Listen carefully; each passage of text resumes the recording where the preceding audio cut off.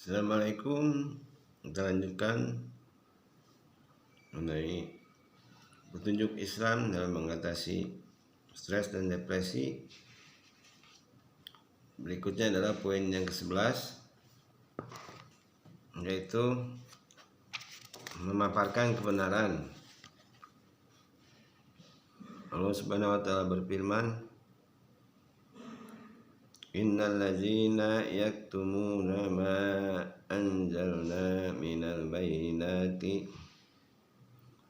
wal huda mimma dima bayyanahu linnasi fil kitabi ulaika yal'anuhumullahu wa yal'anuhumul la'inun. Artinya sesungguhnya orang-orang yang menyembunyikan keterangan-keterangan dan petunjuk-petunjuk yang telah kami turunkan sesudah kami jelaskan kepada manusia dalam kitab, maka mereka mendapat laknat dari Allah dan semua makhluk yang melaknati. Yang dimaksud dengan menyembunyikan kebenaran pada ayat di atas adalah orang yang sudah mengetahui keterangan-keterangan atau petunjuk-petunjuk, tetapi dengan sengaja memanipulasi sedemikian rupa seolah-olah petunjuk dan bukti-bukti yang menerangkan adanya kebenaran itu tidak pernah ada. Manipulasi di sini mencakup memanipulasi petunjuk-petunjuk yang berupa wahyu maupun yang berupa fakta dan peristiwa yang kita ketahui dan saksikan.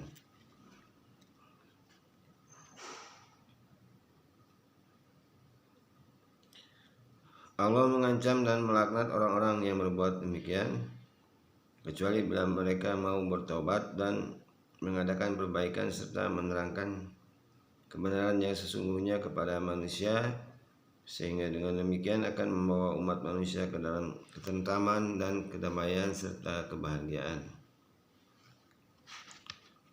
Kita dapat mengambil sebuah contoh yang terjadi di masyarakat kita. Timbulnya kemiskinan di pedesaan misalnya. Salah satu penyebab kemiskinan tersebut adalah penyelewengan yang dilakukan oleh perangkat desa terhadap dana-dana atau subsidi dari kabupaten untuk pembinaan pertanian dan industri kecil serta pembinaan sosial kemasyarakatan. Karena terlalu kuatnya lapisan korupsi di pedesaan, maka tidak ada yang berani mengungkapkan atau melaporkan ketidakberesan dan apa yang sebenarnya terjadi dalam pengelolaan dan penggunaan dana-dana tersebut. Dengan demikian, para perangkat desa tetap membiarkan rakyat tenggelam dalam kemelaratan. Kemudian yang terjadi adalah meningkatnya kasus pencurian, perampokan dan perampasan di tengah masyarakat yang memang merupakan akibat logis dari kemiskinan di pedesaan. Dengan gangguan keamanan tersebut yang selama ini tidak pernah terjadi, masyarakat selalu diliputi kegelisahan, kecemasan, dan berbagai perasaan tidak tentram lainnya. Karena para warga desa tidak mengungkapkan penyelewengan yang dilakukan para perangkat desa, padahal fakta dan bukti sudah jelas dan lengkap, maka tidak mustahil yang terjadi adalah kekacauan dan kecemasan sebagaimana telah disebutkan. Apalagi sikap para atasan di atas di tingkat kecamatan dan kabupaten yang apatis terhadap peristiwa atau penyelewengan yang dilakukan para perangkat desa akan semakin menambah beban hidup para warga desa itu.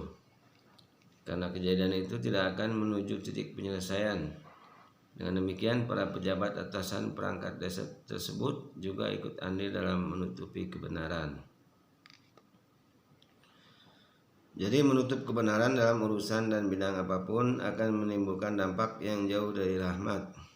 Kitmanul haq, menyembunyikan kebenaran, tidak hanya terbatas pada menyembunyikan ayat-ayat Allah dalam kitab suci saja, karena pada ayat di atas Allah menyatakan dengan keterangan-keterangan dan petunjuk-petunjuk yang telah kami turunkan, keterangan dan bukti kebenaran yang telah dijelaskan oleh Allah dengan sunatullah di alam ini yang sudah menjadi fitrah atau tabiat.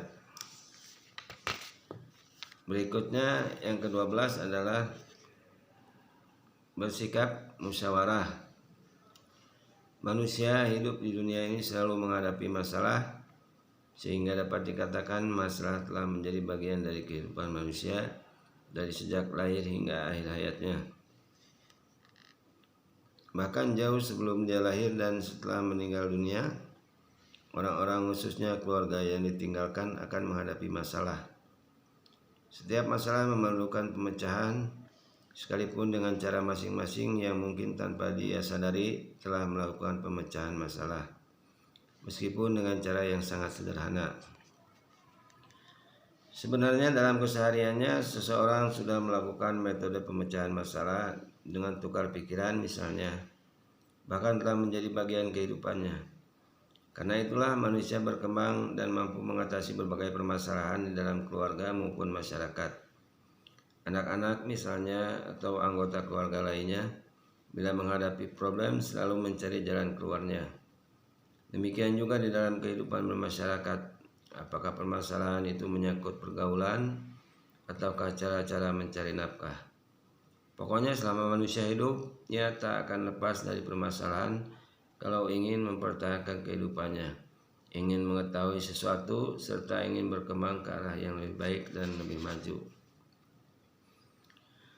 Oleh sebab itu, ilmu pendidikan menganggap penting metode pemecahan masalah, tukar pikiran, atau musyawarah misalnya. Metode pemecahan masalah dengan jalan musyawarah dipandang penting untuk dikembangkan di sekolah, tetapi sebagian guru jarang sekali menerapkannya, sehingga berpengaruh terhadap cara hidup siswa setelah selesai studi dan kembali kepada masyarakat. Mereka menjadi tak terbiasa lagi menghadapi dan memecahkan masalah, sehingga apabila mereka dihadapkan pada berbagai permasalahan yang langsung menyangkut kehidupan keluarga, kehidupan masyarakat, seperti mencari nafkah, akan membentuk rumah tangga, menghadapi berbagai tingkah laku masyarakat yang demikian majemuk dan sebagainya, mereka menjadi mudah frustasi, menjauhi kenyataan hidup yang penuh dengan permasalahan, kurang percaya diri, serta semangat menggantungkan kehidupannya kepada orang lain.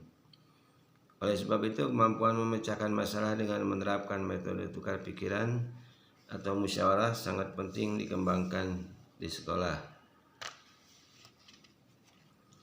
Di dalam Islam kita diperintahkan bermusyawarah bila menghadapi berbagai permasalahan, baik menyangkut diri pribadi maupun umat, sebagaimana dinyatakan oleh Allah Subhanahu wa taala dalam Quran surat 42 ayat 38. Walladzina istajabu lirabbihim wa aqamus salata wa amruhum syura bainahum wa mimma razaqnahum yunfikun. Artinya, dan bagi orang-orang yang menerima panggilan Tuhannya dan mendirikan salat, sedang urusan mereka diputuskan dengan musyawarah di antara mereka, dan mereka menafkahkan sebagian dari harta yang telah kami berikan kepada mereka. Pada ayat tersebut Allah Subhanahu wa taala menempatkan musyawarah menjadi bagian dari pembentukan jiwa yang sehat, karena hal ini dilakukan oleh orang-orang yang mematuhi panggilan jihad. Sedangkan orang yang mematuhi atau menerima panggilan jihad adalah orang-orang yang sudah mencapai tingkat ketenangan jiwa yang paling mapan atau an-nafsu mutmainnah. Mereka bermusyawarah tidak hanya mengenai perkara atau permasalahan yang dihadapi oleh keluarga atau masyarakat, tetapi juga perkara yang menyangkut diri pribadinya bila tidak sanggup menyelesaikannya sendiri. Dengan demikian, kita bermusyawarah tidak hanya tentang persoalan-persoalan kenegaraan semata-mata, tetapi kita melakukan musyawarah dalam segala urusan atau perkara yang kita rasakan tidak dapat diselesaikan sendiri. Demikian yang ke-12. Kemudian kita lanjutkan dengan yang ke-13, yaitu berlaku adil. Adil arti asalnya adalah tidak berat sebelah, tepat atau benar. Dengan demikian yang dimaksud dengan adil ialah menempatkan sesuatu pada tempatnya atau menempatkan sesuatu secara benar. Lawan kata adil yaitu dolim.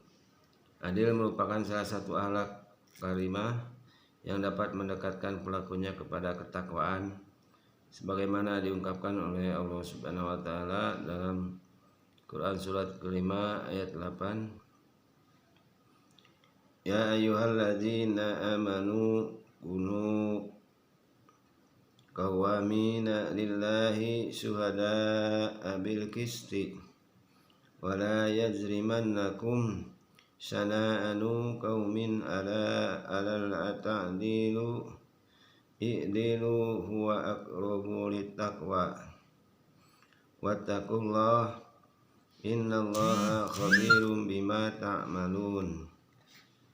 Artinya, hai orang-orang yang beriman, hendaklah kamu menjadi orang-orang yang selalu menegakkan kebenaran karena Allah, menjadi saksi-saksi dengan adil, dan jangan sekali-kali kebencianmu terhadap suatu kaum mendorong kamu untuk berlaku tidak adil. Berlaku adillah karena adil itu lebih dekat kepada takwa, dan bertakwalah kepada Allah.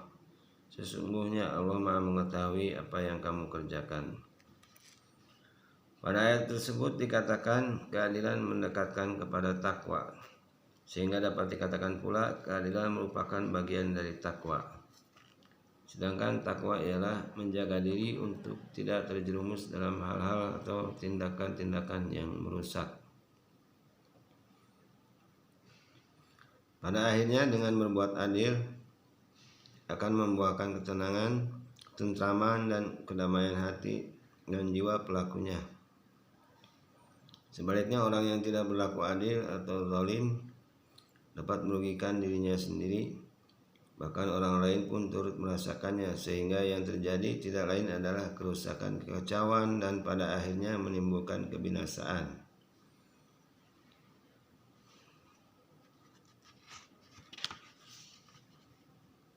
Disebutkan pada ayat tersebut bahwa kebencian terhadap orang lain menjadi sebab tindakan tidak adil atau zalim.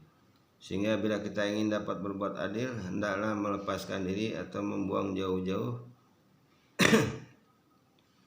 rasa benci terhadap orang lain. Dengan demikian, orang-orang yang sudah dihinggapi rasa benci sudah pasti tidak akan dapat berbuat adil kepada orang yang dibencinya, dan pada akhirnya timbullah permusuhan. Perbuatan adil sangat bermanfaat bagi pelakunya dan orang lain. Demikian juga sebaliknya, ketidakadilan atau zalim akan menyengsarakan diri sendiri dan orang lain. Berikutnya yang ke-14 adalah beramal dengan ilmu. Dengan karunia Allah, manusia dibekali selain dengan karunia tanggapan panca indera dan kemampuan berpikir, kesiapan alamiah untuk belajar, memperoleh ilmu, kemahiran dan keterampilan teknik yang meningkatkan kemampuannya untuk menanggung tugas kekhalifahan di bumi dan memakmurkannya, hingga ia mampu mencapai kesempurnaan insani yang dikaruniakan Allah kepada dirinya. Yang dimaksud dengan ilmu adalah pengetahuan yang menjadi petunjuk seseorang untuk dapat melakukan sesuatu perbuatan dengan benar. Dengan demikian, ilmu itu tidak terbatas pada ilmu yang bersumber dari wahyu ilahi, tetapi juga ilmu yang bersumber dari kauniyah pada sifat-sifat makhluk dan alam. Ilmu yang berasal dari sumber wahyu ilahi ialah ilmu yang datang langsung dari Allah, baik melalui wahyu, ilham, ataupun mimpi yang benar. Sedangkan yang dimaksud dengan ilmu yang bersumber dari kauniyah adalah ilmu pengetahuan yang dipelajari manusia dari berbagai pengalaman pribadinya dalam kehidupan, juga dari upayanya dalam menelaah, mengamati, dan memecahkan berbagai problem yang dihadapinya melalui cara trial and error, atau memberikan respon terhadap situasi-situasi baru dan mencari jalan keluar dari problem-problem yang dihadapinya, atau lewat pendidikan dan pengajaran dari kedua orang tuanya dan dari lembaga-lembaga pendidikan ataupun melalui penelitian ilmiah.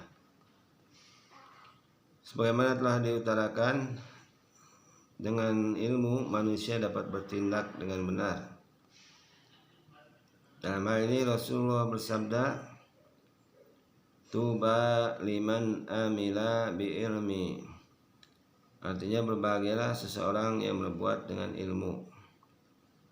Dari hadis ini jelaslah bahwa pengertian ilmu tidak terbatas pada pengertian yang sempit. Maksud hadis ini, setiap pekerjaan ada ilmunya tersendiri yang menjadi petunjuk bagaimana pekerjaan itu diselesaikan. Karena itu Rasulullah SAW tidak menggunakan kata bil ilmi, tetapi menggunakan kata bi ilmin yang menunjukkan ilmu dalam arti yang luas, tidak terbatas. Oleh karena itu, bila kita ingin selamat dalam melakukan suatu pekerjaan sehingga membawa hasil, kita harus menguasai ilmunya. Ilmu adalah hal mutlak bagi manusia untuk mengerjakan suatu pekerjaan dengan benar, sehingga kita tidak boleh beranggapan bahwa yang dimaksud ilmu adalah terbatas pada ilmu agama.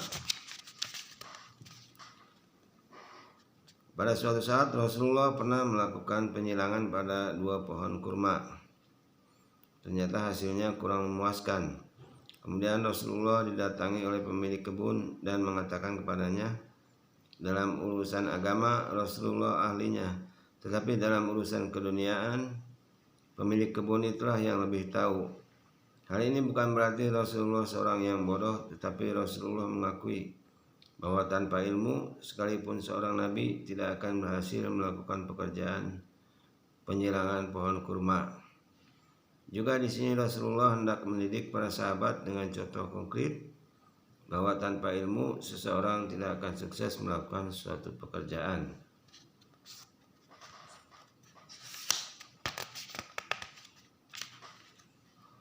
Kemudian yang ke-15 adalah berlaku wajar. Manusia diciptakan oleh Allah ke dunia ini dengan fitrah yang telah ditetapkan oleh Allah sejak azali, yakni berbuat kebaikan kepada penciptanya dan sesama manusia. Akan tetapi setiap manusia memiliki potensi untuk melawan fitrahnya, yakni berbuat jahat baik kepada Allah maupun kepada sesama manusia. Hal itu disebabkan oleh berbagai faktor seperti bentuk pendidikan yang diterimanya, kondisi-kondisi sosiokultural di mana ia tumbuh, dan berbagai pengalaman pribadinya, sehingga ia telah menyalahi fitrahnya sendiri. Dengan demikian dia telah mengingkari dorongan alamiahnya, sehingga terjatuh dalam konflik psikis dan menimbulkan kerancuan tingkah lakunya. Apabila manusia menginginkan sehat fisik maupun psikisnya, hendaklah ia memenuhi tuntutan-tuntutan fitrahnya. Akan tetapi Islam tidaklah memberi kebebasan mutlak kepada manusia untuk memenuhi dorongan-dorongan alamiahnya atau tuntutan-tuntutan fitrahnya tanpa batas. Sebaliknya, Islam mengajarkan untuk diarahkannya tindakan pemenuhan itu dan dikendalikan dengan sebaik-baiknya. Manusia diperkenankan untuk memenuhi dorongan-dorongan alamiahnya atau fitrahnya selama pemenuhan itu melalui jalan yang diajarkan atau diperkenankan oleh syara dan tidak berlebih-lebihan atau dalam batas kewajaran. Mengenai pengaturan pemenuhan dorongan-dorongan alamiahnya atau fitrahnya, yaitu tidak berlebih-lebihan dalam memenuhinya berdasarkan pengalaman pribadi kita dan pelajaran-pelajaran kesehatan, kita tahu bahwa makan yang berlebih-lebihan membahayakan kesehatan, sebab tindakan itu dapat menimbulkan penyakit alat pencernaan. Selain itu juga dapat mengakibatkan terjadinya kegemukan yang banyak bahayanya bagi kesehatan tubuh manusia.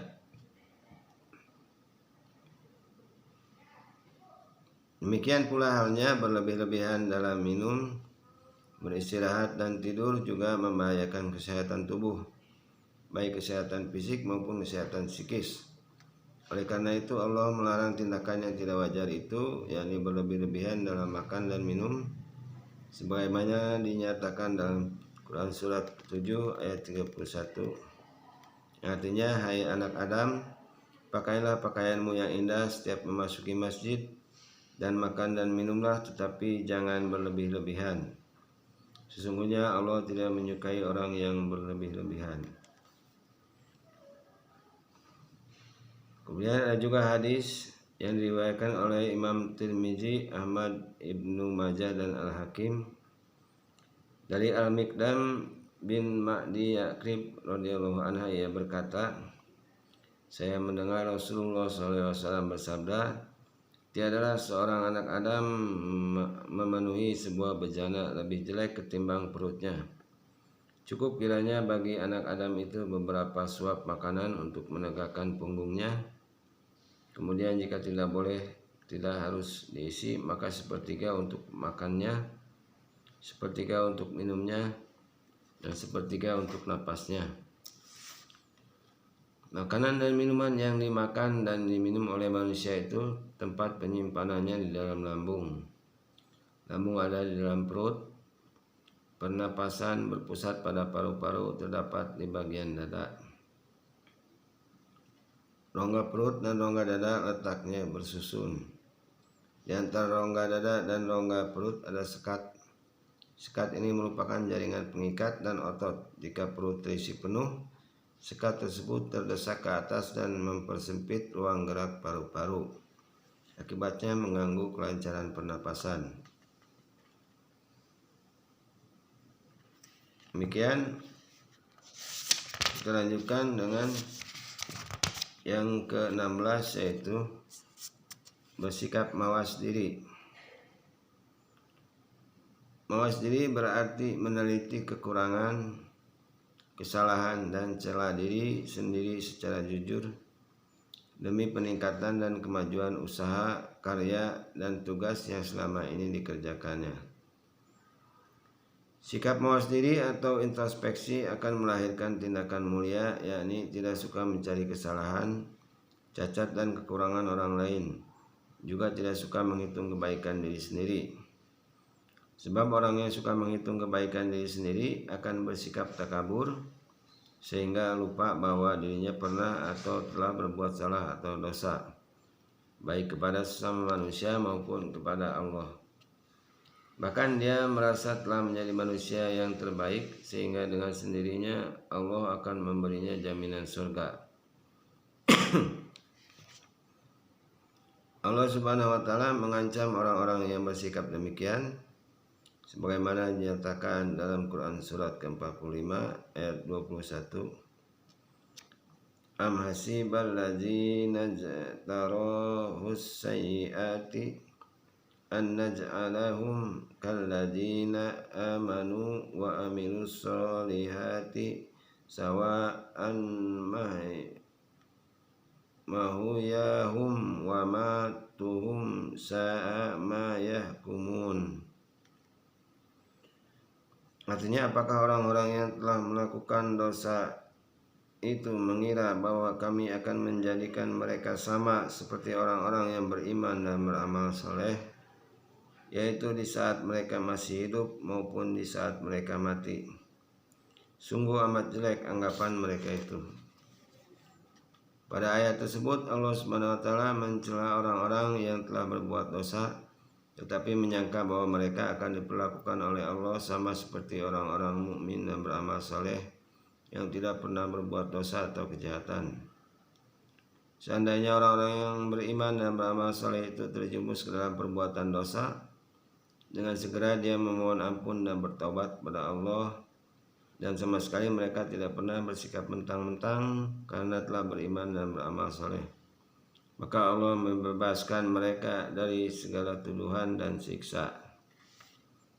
Dia pasrahkan segalanya kepada Allah, balasan apa yang bakal diberikan kepadanya, sehingga setiap saat hati dan jiwanya selalu tenang, tentram dan damai.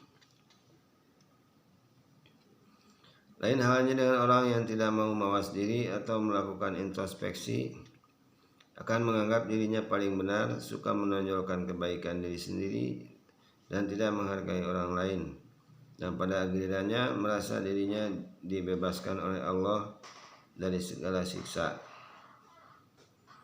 Dia telah lupa dengan segala dosa dan kejahatannya di masa lalu yang belum tentu Allah telah mengampuninya, tetapi dia merasa akan diperlakukan sama seperti orang-orang yang beriman dan beramal soleh kepada Allah Subhanahu wa Ta'ala. Sekali-kali tidaklah demikian, karena Allah Maha memperhitungkan amal saleh hambanya. Kemudian yang ke-17 adalah bersikap tawadu. Tawadu atau rendah hati adalah sikap tidak membanggakan diri di atas orang lain dan tidak durhaka kepada orang lain, sebagaimana dinyatakan oleh Rasulullah SAW dalam sebuah hadis yang diriwayatkan oleh Imam Muslim.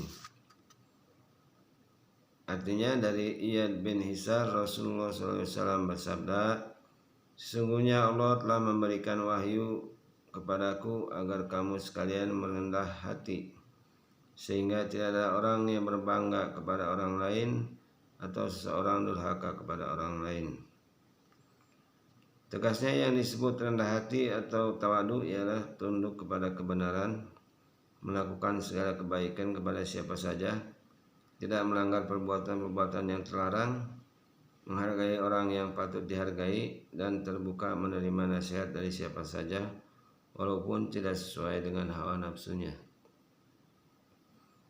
Biasanya seseorang membanggakan diri disebabkan melihat dirinya memiliki kelebihan, umpamanya kelebihan harta atau pangkat atau ilmu atau keturunan, dan dengan kelebihannya itu ia berbuat hal-hal yang menyakiti hati orang lain.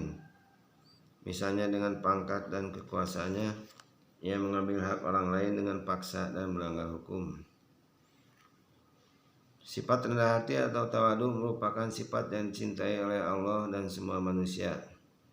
Karena tingginya martabat sifat ini, sehingga Allah pun memerintahkan Rasulullah SAW untuk selalu melakukannya kepada orang-orang mukmin yang menjadi pengikutnya, sebagaimana dinyatakan dalam Quran surat ke-26 ayat 215, yang artinya, dan rendahkanlah dirimu terhadap orang-orang yang mengikutimu, yaitu orang-orang yang beriman.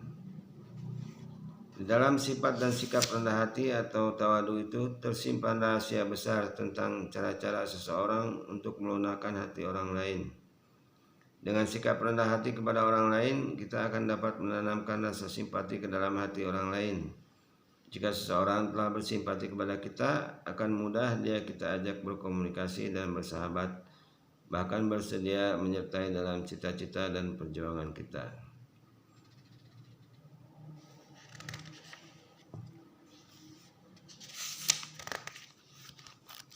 Kemudian yang ke-18 adalah bersikap rahmat atau bersikap kasih dan sayang. Rahmat berarti bersimpati kepada nasib atau keadaan yang diderita orang lain. Dalam bahasa Indonesia kita kenal kata kasihan. Kemudian apa bedanya rahmat dengan rahman? Kalau rahman ada unsur memberi. Misalnya seseorang memusuhi kita tetapi kita tidak membalasnya, malahan kita jadikan dia sebagai teman baik. Jadi pengertian rahmah adalah kita menaruh perhatian atau simpati terhadap penderitaan orang lain, lalu kita menunjukkan jalan keluar kepadanya. Tetapi kalau kita menaruh rasa simpati pada orang yang tidak dalam kesulitan sehingga menyebabkan rusak atau menjerumuskan, hal itu disebut memanjakan. Dalam hal rahmah ini Allah Subhanahu wa taala berfirman dalam Quran surat ke-7 ayat 56, Inna rahmatallahi qaribum minal muhsinin. Artinya sesungguhnya rahmat Allah amat dekat kepada orang-orang yang berbuat baik.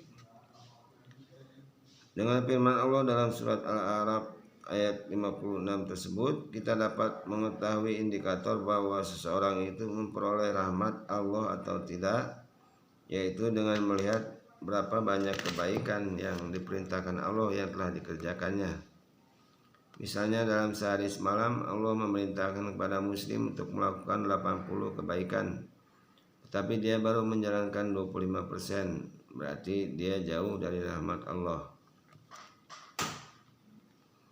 Adalah sudah menjadi sunatullah bahwa kalau kita ingin hidup tenang, tentram, kita harus memperbanyak melakukan kebaikan yang telah diperintahkan Allah kepada hambanya.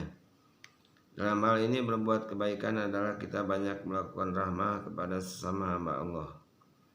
Nabi SAW mengingatkan kita tentang ancaman terhadap orang yang tidak rahmah dalam sebuah hadis, man la yarhamu la yurhamu wa man la yaghfiru la yughfaru. Artinya orang yang tidak mau mengasihi yang lain, dia tidak akan dikasihi Allah. Dan orang yang tidak mau memaafkan orang lain, dia tidak akan dimaafkan oleh Allah. Hadis tersebut dengan jelas menunjukkan bagaimana kita berhubungan dengan orang lain. Nabi SAW menggambarkan begitu tepat keuntungan dan jaminan orang-orang yang berbuat rahmah. Orang yang ingin mendapat rahmat Allah, maka dia harus menyayangi makhluk Allah. Dan kalau ia ingin mendapat ampunan Allah, maka ia pun harus bersedia mengampuni kesalahan orang lain.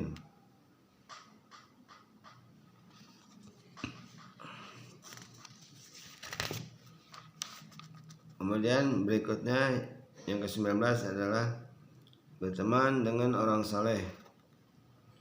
Berteman memang tampaknya mudah, tetapi pada hakikatnya sulit bila kita memilih teman yang salah. Orang mukmin tidak boleh berteman hanya karena menurutkan emosi saja, tanpa melihat agama dan akhlak orang yang dijadikan teman. Sebelum kita menyesal di akhirat kelak, hendaknya kita berhati-hati memilih teman, apalagi teman akrab. Sebab bila kita menyesal di akhirat kelak, sudah pasti tidak berarti sama sekali bagi kita, dan Allah tidak akan mengampuni kita sekalipun di sana nanti kita bertaubat, karena pada hari itu tidak ada pengampunan bagi orang-orang yang berdosa ketika hidup di dunia bila mereka tidak sempat bertobat kepada Allah, sebagaimana diungkapkan oleh Allah dalam Quran surat ke-25 ayat 27 sampai dengan 29.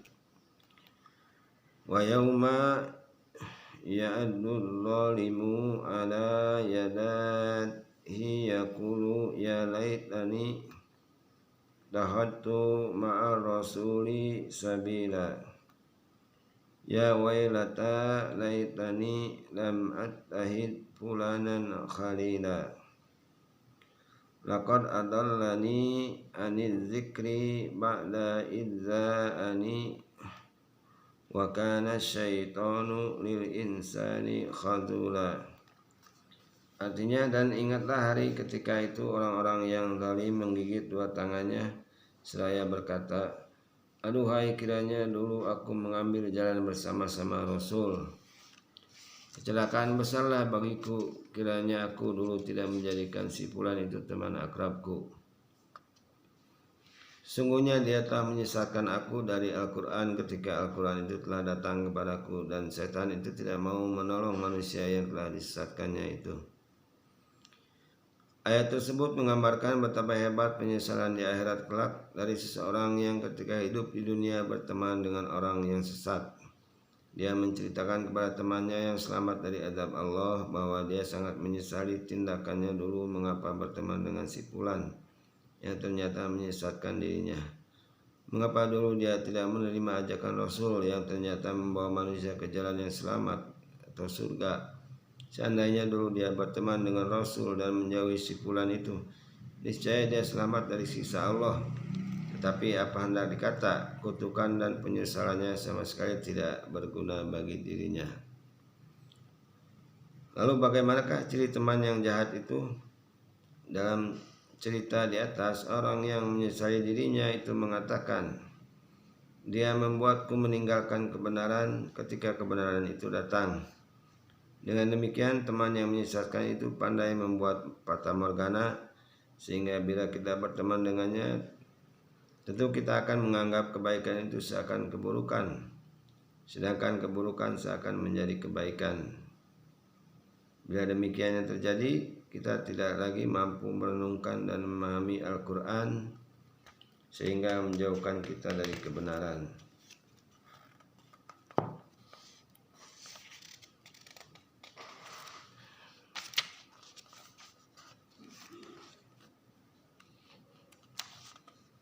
Kemudian yang ke-20 adalah berbuat baik kepada kedua orang tua.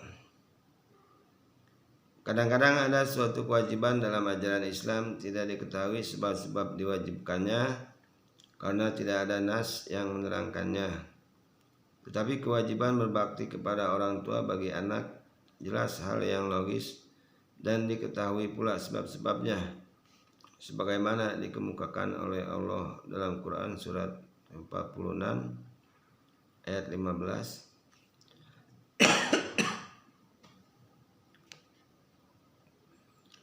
Artinya kami wajibkan kepada manusia supaya berbuat baik kepada kedua orang tuanya, karena ibunya yang mengandungnya dalam keadaan lemah bertambah lemah dan melahirkannya dengan susah payah. Masa mengandung sampai menyapihnya selama 30 bulan.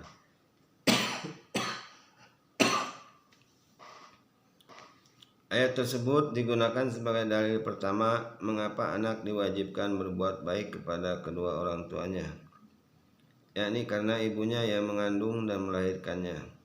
Sedangkan alasan yang kedua adalah karena ibunya yang menyusui dan merawatnya.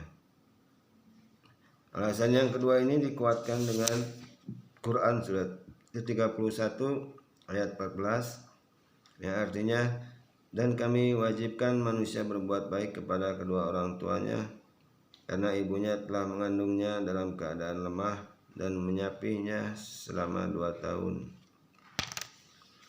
Bersyukurlah kepadaku dan kepada kedua orang tuamu, hanya kepadakulah engkau kembali. Alasan yang ketiga adalah karena ayah bertanggung jawab memberi nafkah, makan, minum, dan sarana hidup lainnya. Hal ini berdasar firman Allah dalam Quran surat kedua ayat 233 yang artinya, dan kewajiban ayah memberi makan dan pakaian kepada para ibu dengan cara ma'ruf. Karena pengaruh makanan dan sarana hidup lainnya, anak berkembang dan tumbuh sehat sehingga menjadi manusia yang berkualitas baik fisik maupun mentalnya. Alasan yang keempat adalah karena kedua orang tualah yang mendidik akhlak anak-anaknya. Alasan ini didasarkan pada hadis Rasulullah yang diriwayatkan oleh Abu Daud dari Amir bin Su'aib dari bapaknya dari datuknya. Rasulullah SAW bersabda, suruhlah anak-anak kamu melakukan salat ketika berumur 7 tahun, dan pukullah mereka kalau meninggalkannya ketika mereka berumur 10 tahun, dan pisahkanlah tempat tidur mereka. Lalu apa hubungan berbuat baik kepada orang tua bagi seorang anak dengan kesehatan mental atau psikis? Pada ayat 14 surat Luqman tersebut, Allah menegaskan kita diperintahkan untuk bersyukur kepadanya dan kepada kedua orang tua kita, karena hal itu sudah sepatutnya dan logis, sebab akal yang normal dan waras akan membenarkan perintah demikian. Dengan demikian, orang yang tidak berbuat baik kepada kedua orang tua atau durhaka kepada keduanya sudah pasti tidak normal akal dan pikiran serta jiwanya, sebab dia telah menyalahi fitrahnya sebagai manusia dan sebagai anak. Karena itu Allah Subhanahu wa taala mengancam anak-anak yang durhaka kepada kedua orang tuanya dengan azab dan pembalasan yang segera, sebagaimana dinyatakan dalam sebuah hadis yang diriwayatkan oleh Bukhari dan Tirmizi. Artinya ada 2 perbuatan dosa yang siksanya dipercepat di dunia ini, yaitu menyekutukan Allah dan durhaka kepada ibu bapa.